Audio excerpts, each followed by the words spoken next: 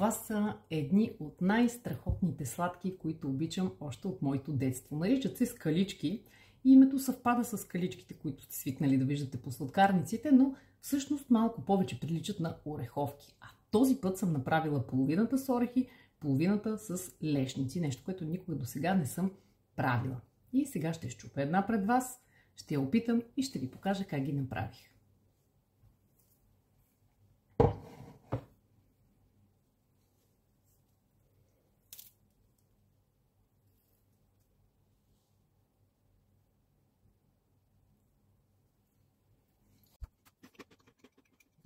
Толкова лешниково и лекичко и вкусно. Гледайте!